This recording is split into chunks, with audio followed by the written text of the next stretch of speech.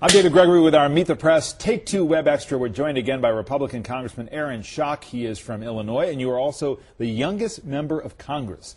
That has its pluses and minuses. What are they? Well, the pluses, obviously, is you get a lot of attention when you show up. People sometimes mistake you for staff. That's one of the disadvantages.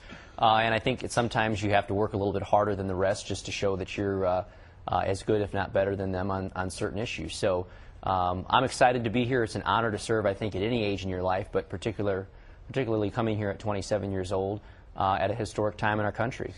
Are you growing more cynical about service, given how you see Washington not working right now? Well, I think I share the sentiments of my constituents, which is a frustration with the way Washington has not been working. But I come from a very blue state as a Republican, and prior to being in Congress, I was in the State House in Illinois as a Republican with a Democratic House, a Democratic Senate, and a Democratic governor. I was able to pass a record number of bills during my term of service there in the State House. So I'm willing to be bipartisan. I'm willing to moderate my positions and my bills to get things done.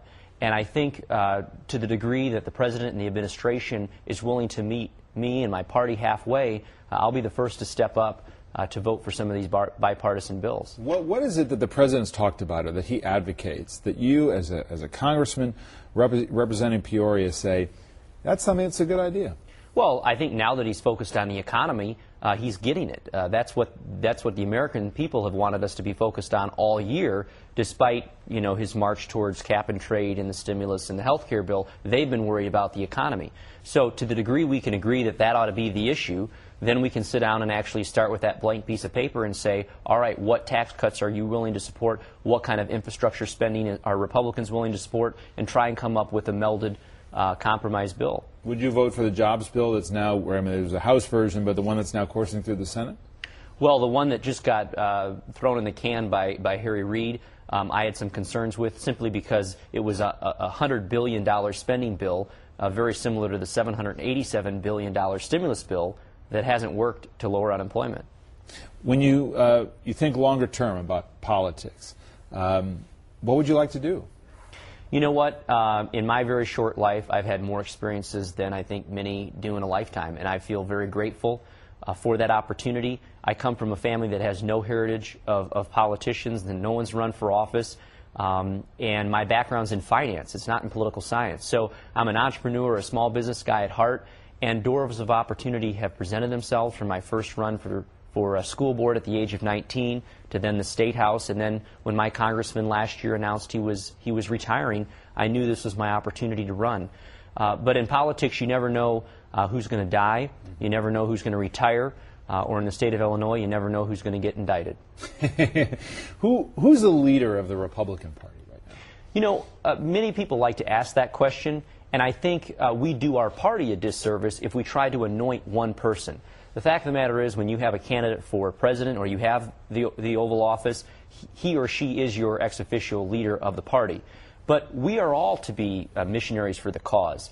Every Republican office holder that's in the House, that's in the Senate, that's in local levels of government has a responsibility to carry that message to our constituents, to talk about why we have better ideas, and this next year, why we deserve to have the right to govern. When do you face re-election? This November. All right, so who's the number one on your list to come out and campaign for you? Well, we've got an exciting campaign in Illinois, because the President's Senate seat will be up, and we've got a great candidate at the top of the ticket, Mark Kirk, who just won our primary a few weeks ago. We've got a strong candidate for governor. Look, I love our Republican leadership in the House. John Boehner, Eric Cantor are great guys, but you know, I ran on my own platform when I ran last cycle, and I'm a big believer that they want to meet their congressman, and they want to meet and shake my hand and talk to me one-on-one. Would you like to have Sarah Palin out there on the Sure, hustings with you? She's actually coming to my district, not for me, but for a not-for-profit group that's paying her to come in and speak. So she's definitely got a following. Mitt Romney obviously is raising a lot of money. Tim Pawlenty is another very popular guy with the base of the party. So any of those guys and gals that want to come into my district, I would welcome them. But at the end of the day, the race is going to come down to me and my opponent. Final matter of substance. Is health care dead? Is there really any political reason why Republicans would be willing to meet the Democrats halfway on health care reform? Well, absolutely. I mean, first of all, let's back up. The economy is job number one, and so I think for the next couple of months, you're going to see us focus on what a package that will stimulate long-term growth should look like. And there's going to be, I think, strong debates on both sides.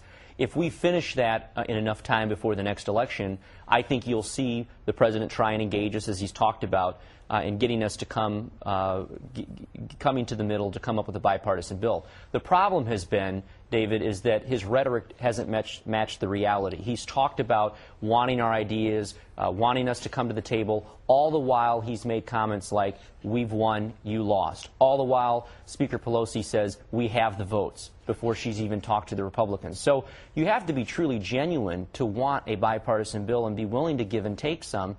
If he's willing to do that, if he's willing to be where mainstream America is, which is tort reform, covering people with pre-existing conditions, competition across state lines, he'll find that's where the Republicans will join him. All right. Congressman Schock, thanks for being here. Good to be with you.